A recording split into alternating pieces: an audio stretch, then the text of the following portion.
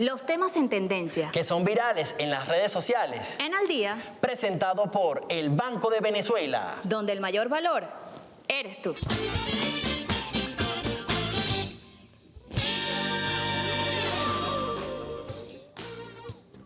Muy buenas tardes, listos como siempre para acompañarles por las pantallas de Venezolana de Televisión en el único podcast en vivo de la televisión venezolana. Muy buenas tardes, Roger, ¿cómo estás tú? Como todos los lunes, listos para arrancar. Activados, como siempre decimos. Mira, bueno, todo chévere, gracias a Dios. Un nuevo lunes noticioso. Siempre revisando, ¿no?, lo que es noticia en las últimas horas. Sigue la campaña de guerra psicológica contra nuestro país, esa ambigüedad que hemos manifestado en algunos episodios, sobre todo como tú dices, de los lunes. Donald Trump sigue en los ejercicios también cerca de nuestro territorio. Pero bueno, ahora ha asomado esta posibilidad de establecer un diálogo con el presidente Nicolás Maduro, luego que también se estaba estableciendo como una organización terrorista, criminal, el presunto cartel de los soles. Entonces, sigue siendo esta la narrativa que se plantea sobre todo a nivel mediático de, bueno, un paso para atrás, dos para adelante, digo una cosa, digo la otra. Esto también forma parte de esta guerra psicológica que hemos denunciado en reiteradas oportunidades y es como lo que sigue estando en el tapete, ¿no? En ese sentido, a nivel mediático, la agresión que está recibiendo nuestro país. No, y creo que como en algún momento lo hemos analizado, hay que tener como mucho cuidado, ¿no?, con esas declaraciones, sobre todo en un escenario así, si se tergiversan, si se, digamos, se sube de nivel por una u otra palabra también que no se diga o que se mencione respecto a este tema. Mientras eso se ha intensificado, incluso se han generado los debates también desde esas posiciones sobre si esa estrategia realmente está funcionando, si ha cambiado de forma, cómo está el panorama hoy, qué elementos incluso se pueden sumar a propósito de este tema. Lo que sí es que en nuestro país se sigue dando como la misma dinámica de los venezolanos y las venezolanas, obviamente muy alertas, movilizados, conscientes además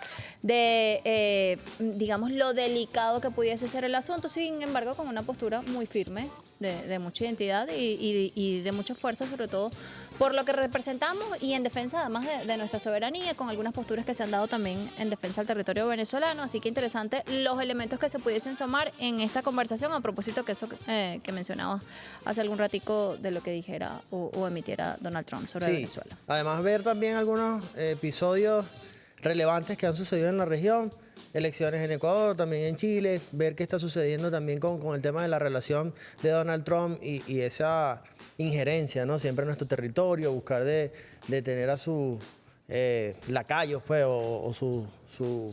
quienes responden a esta línea de Donald Trump. Creo que hay que revisar también allí de qué forma podría esto cambiar un poco el escenario geopolítico de la región. Hay que revisarlo también. Esos acontecimientos que son interesantes, además de la política interna. Seguramente pudiese tener mucha influencia y es justamente lo que vamos a conversar con nuestros analistas del día de hoy, así que se los presentamos de inmediato para que vean quiénes nos acompañan para hablar de este tema. Yo diría que un lunes actualizado, como siempre decimos. Así Dile es. que no te llamen, ¿vale? Sí, vale, tienen el programa, quédense tranquilos. Vamos a conocer a nuestros invitados, adelante. Bueno, y hoy vamos a analizar lo que sucede aquí y más allá, y es por ello que hemos invitado hoy en este caso a Víctor Vega Sánchez, analista político. Primera vez que viene Al Día, bienvenido. Bienvenido, Víctor. Muchísimas gracias a todos ustedes, la oportunidad que da nuevamente BTV para poder socializar toda la dinámica de la geopolítica internacional. Bueno, ávidos estamos de conocer además todos estos elementos que se pudiesen sumar en este debate tan interesante y que siempre tratamos de actualizar todos los lunes.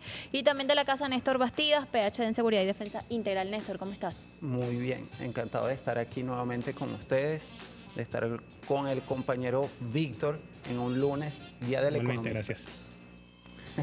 Bueno, nosotros siempre comenzamos, como ya es costumbre, haciendo los lunes como una revisión, ¿no?, de qué ha pasado, sobre todo porque nuestra dinámica también aborda como otras temáticas y los lunes aprovechamos, así como la dinámica del país, de aterrizar en temas. ¿Qué ha pasado? ¿Cuáles han sido las posturas? ¿Qué elementos incluso se pudiesen sumar?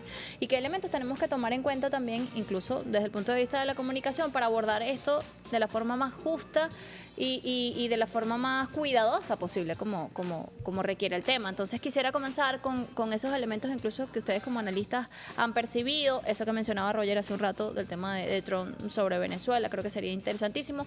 Vamos a darle la oportunidad a Víctor, que lo estamos recibiendo el día de hoy en este espacio. Víctor, cuéntanos, o sea, ¿qué elementos debemos considerar actualizando esta situación al día de hoy, lunes 17 de noviembre? Así es. Vamos a revisarlo, sí. Muchas gracias nuevamente. Fíjense, hay que tomar en cuenta dos elementos particulares, muy puntualmente lo que es la agenda setting, igualmente lo que es la posverdad. ¿A qué me refiero con esto? Los elementos que van a generarse a través de la inteligencia artificial y la manipulación mediática que se pueda dar es porque van a sembrar seguramente algunas matrices, van a sembrar algunas intencionalidades en términos mediáticos para meses más tarde, incluso años más tarde, poder reconocer la verdad. ¿A qué me refiero con esto? Pues el señor Donald Trump acaba de dar unas declaraciones el día de ayer en la noche mientras retornaba a Washington, donde aparentemente demostraba la intencionalidad por parte de los Estados Unidos de iniciar un proceso de negociación nuevamente o conversaciones con Venezuela. Esto hay que tomarlo con muchísimo cuidado en función incluso hasta la traducción que puedan dar los diferentes medios estadounidenses y locales. ¿A qué me refiero con esto? Esto lo logró hilar directamente con los procesos electorales que se llevaron a cabo recientemente en América Latina, particularmente en Sudamérica, el día de ayer, tanto en Chile como en Ecuador. Son escenarios totalmente diferentes. En un caso era una consulta popular y un referéndum, y asimismo en Chile la primera vuelta presidencial.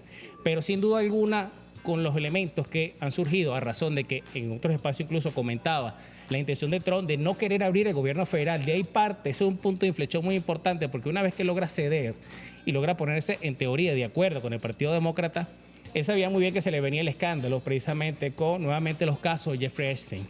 ¿A qué me refiero con esto? Entonces sale el día de hoy diciendo que él exige a sus seguidores republicanos, partidarios, me refiero a legisladores del Congreso, a que voten a favor de que se aperturen todas las investigaciones necesarias, pero sabe muy bien que el escándalo es tan grave aún que pudiera costarle la presidencia. ¿Y qué quiero decir con esto? Con la razón de los elementos en América Latina, particularmente en Sudamérica, es que simplemente esa ultraderecha que de una otra forma buscaba retratarse con Donald Trump en algunos elementos, va a tener que guardar distancia, porque vieron que en el caso de Ecuador las 4 preguntas formuladas en el referéndum fueron rechazadas. ¿Y qué venía detrás de todo eso? Simplemente la reinstalación de las bases militares en Ecuador, que en su momento, de forma muy soberana, el presidente Rafael Correa, en el 2009, después de la Asamblea Nacional Constituyente, pues logra, como él bien decía, un chiste que hacía siempre el presidente Correa, si ellos no permiten colocar bases ecuatorianas en Miami, entonces no va a permitir colocar bases estadounidenses en Ecuador. Un tema de soberanía, claro. Exacto. Entonces igualmente pasa en Chile. En Chile es un caso anecdótico porque si bien la exministra Janet Jara logra ganar en primera vuelta con un 2.5% de diferencia con respecto a un ultraderechista como José Antonio Katz, pues simplemente hay una polarización muy importante en Chile en función de que a que el resto de los 6 candidatos presidenciales o ex candidatos ahora que no lograron pasar a segunda vuelta, en ellos está la decisión. Entonces, ¿qué quiero decir con esto? ¿Y cómo está el panorama en ese sentido? En el sentido de que van a tener que unir fuerzas de alguna manera, tanto la señora Jara como igualmente el señor Katz, para ver si para el próximo 14 de diciembre, que es la segunda vuelta en Chile, logra alguno de otra forma o mantener de alguna forma la postura en términos de la izquierda muy chilena, la izquierda muy conservadora en Chile, o simplemente es otra nación que se perdería para Sudamérica en los procesos progresistas, como ya acaba de pasar en Bolivia, como pasó hace unos años en el mismo Ecuador y como pasó en Argentina. Entonces, no descartemos el hecho de que en adelante, en la medida que se agudice la crisis política estadounidense, aquí hay un elemento importante que considerar. También el hecho de las operaciones entre comillas, para efectos del despliegue militar estadounidense, que siempre hay un despliegue militar. Lo que pasa es que nuevamente desde el punto de vista mediático, entonces Estados Unidos va a hacer, desde la grandilocuencia del discurso, a través de la parte mediática, pues muestran como que hay un gran movimiento de medios militares hacia la contención en un tema totalmente desproporcional, porque evidentemente los medios para controlar el narcotráfico no son eso, pero sabemos la intencionalidad que hay detrás de los Estados Unidos. Y entonces, les decía hace un momento, van a buscar la forma, las ultraderechas en la región, de desmarcarse de toda esa intencionalidad. Uno, las reacciones tanto en Chile como en Ecuador, si algo tienen en simultáneo, tienen en común, es el rechazo precisamente a la postura agresiva hacia América Latina y más allá de la crisis interna de los Estados Unidos. No, y eso entendiendo que la situación con Venezuela no solo afectaría a nuestro país, cosa que también hemos dicho.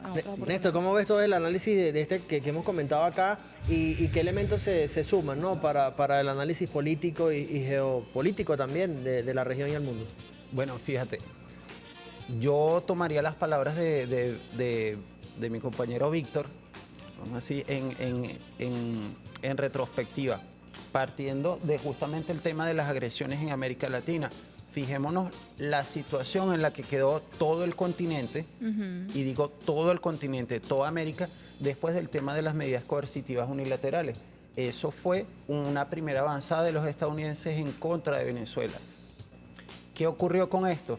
Simplemente, en vez de lesionar a Venezuela, digamos, todos estos paisanos que sufrieron los efectos de las medidas coercitivas unilaterales, y hicieron parte de lo que, bueno, en las redes sociales, en los medios de comunicación se llama la diáspora.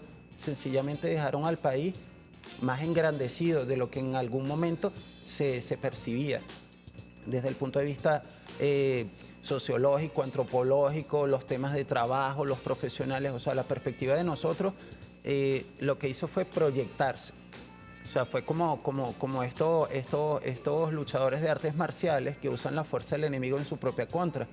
De alguna manera, eso fue lo que ocurrió con Ojo, y a nosotros. pesar de esa guerra mediática que también fue muy dura, o sea, sigue siendo en algunos escenarios, pero Sí. fue dura, de verdad. En contra de así es, estos nosotros. distintos países. Y eso, fíjate que ha ocurrido. El peso de la verdad, sencillamente, solo se le dio tiempo y desmontó toda esta situación. O sea, todo lo que se decía de nosotros quedó totalmente desmontado. Es cuando refería precisamente el elemento de la posverdad. Exactamente. O sea, ¿desde cuándo se aplican? Como bien el presidente, el Exactamente. compañero lo precisa en este instante, muy puntualmente lo atajo ahí. A partir del 2015, cuando se formaliza a través de el impresentable Barack Obama, el 8 de marzo del El 2015, decreto, la orden ejecutiva 13.692, que declara a Venezuela como una amenaza inusual y extraordinaria a la seguridad nacional de los Estados Unidos y a su política exterior, nada más y nada menos. Bueno, no casualmente a Brasil también lo acaban de declarar de la misma forma, el 30 de julio pasado.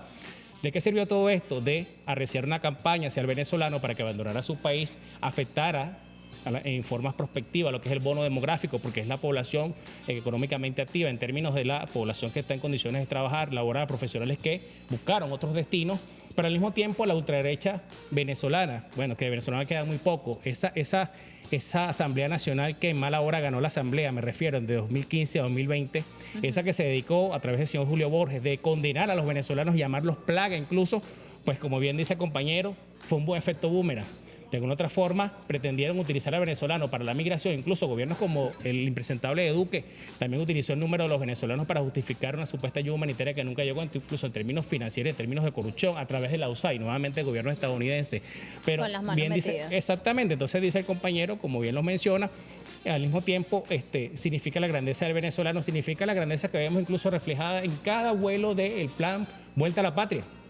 Es correcto. Porque los que están regresando ahí no están regresando de una otra forma afligidos, ni con ira, simplemente regresan dándole gracias a Dios. Hemos visto imágenes constantemente donde los compañeros y compañeras hasta besan el suelo, el patrio, levantan las manos dándole gracias a Dios, simplemente ahí refleja la grandeza y la hidalguía del pueblo venezolano. No, y aquí a lo interno, y ahí quiero también tu percepción, se fue generando como una dinámica también como de resiliencia, de adaptación, de diversificación de la economía, que lo hemos visto también a lo largo de estos días, de esfuerzos en distintos sectores, en distintas materias, justamente para generar Sopesar ahí. un ambiente exacto, Es que que alivie efectivamente. un poco todas esas consecuencias que no decimos fueron fatales y que quizás todavía tienen Secuelas. Exacto, Sí, secuelas es que sobre la yo población creo que venezolana.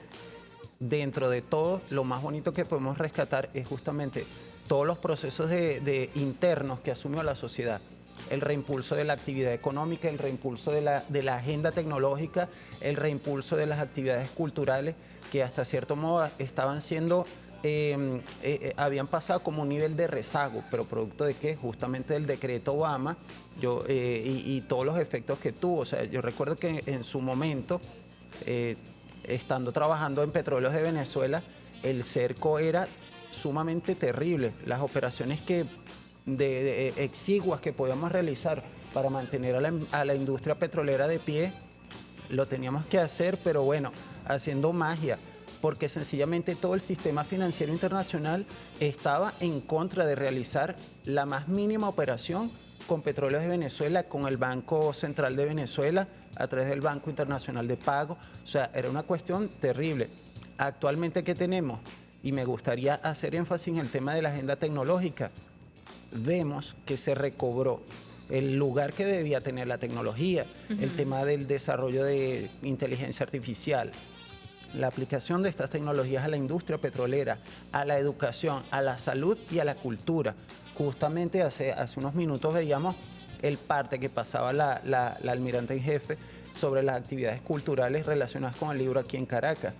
O sea, más de 200.000 personas. Sí, muy movida. O sea, fue una dinámica que sencillamente, si lo contrastamos con el marco de amenaza, o sea, todo el esfuerzo que está haciendo el gobierno estadounidense para hacernos sentir amenazados, o sea, nada más alejado de la realidad. porque cuando tú movilizas más de 200.000 personas en torno a una actividad como es la lectura, y tienes al frente al ejército o al componente armado más poderoso del mundo, y ves que sencillamente no hubo ningún efecto. No hubo una respuesta o, oye, sí, me siento como decir, amagado por el tema de la amenaza militar. O sea, vemos que el venezolano sencillamente lo que ha hecho es cambiar el panorama, o sea, enfoca el tema del marco de amenazas desde otra perspectiva. No como una amenaza y que me tengo que defender, sino como una oportunidad de sobreponerme a esos desafíos y superarlos con éxito.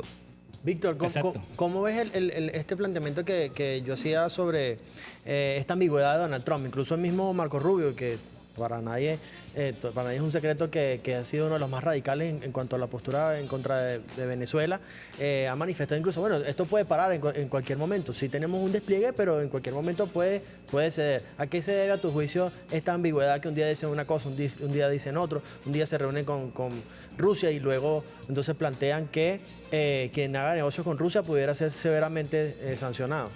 Fíjate, yo también mencionaba en un espacio, incluso en los espacios académicos, en las aulas, y mencionaba que si Estados Unidos tiene una estrategia es no tener estrategia precisamente. Exactamente. Porque busca desarticular desde el punto de vista del análisis, porque evidentemente como ellos también tienen su centro de análisis y sus tanques pensantes, Venezuela también y América Latina tiene sus analistas. Entonces, ¿a qué refiere todo esto? Si bien mencionabas, Rubio de alguna otra forma busca desmarcarse de algunas declaraciones, pero al día siguiente él sale con todo lo contrario. Igualmente el señor Donald Trump se muestra muy agresivo en un momento determinado, pero al día siguiente o dentro de 2 días cambia su postura totalmente, incluso hacia el Partido Demócrata. Uno de los elementos importantes que hay que considerar, que lo mencionaba hace un momento, es que Donald Trump, les menciono y les reitero, no tenía intenciones, no era su intención, no buscaba entre sus planes reactivar el gobierno federal. Esto parece algo que pasara por debajo de la mesa, pero no es así. Recuerda que estaba paralizado nada más y nada menos que el Estado-Nación estadounidense, estaba paralizado el Poder Ejecutivo, Legislativo, Judicial de los Estados Unidos. Al reactivarse el Parlamento estadounidense, ahora van a tener que ir a votación, lo acabo de decir anoche, vamos a decir no cambia de opinión mañana, va a ir a votación precisamente y le pide a sus partidarios que abran todas las investigaciones con respecto al caso Einstein, porque nada más y nada menos que trata de delitos contra menores. Y eso pudiera costarle incluso al señor Trump exactamente la presidencia de Estados Unidos, y esto significa que pudiera terminar mucho antes su presidencia. Fíjense el escenario que se pudiera plantear los analistas estadounidenses de ambos bandos, tanto demócratas como republicanos. No es que uno sea bueno y el otro sea malo, todo lo contrario. Fue un demócrata el que, Barack Obama, que firmó una orden ejecutiva contra Venezuela. Y una muy mala hora, el señor Trump se le ocurrió llevar en su último año de gobierno, en su primera presidencia, a un impresentable con Juan Guaidó y lo presentó en su Congreso y ambas cámaras se levantaron y le aplaudieron. Entonces, por ese lado, ambas cámaras no necesariamente son beneficiosas o son buenas hacia Venezuela, simplemente que cambian de corbata, porque es por la corbata y el color que se identifican. Exactamente. Entonces, en este contexto les mencionaba también incluso lo siguiente, un elemento importante en términos comunicacionales como es la agenda setting, es decir, la fijación de la información.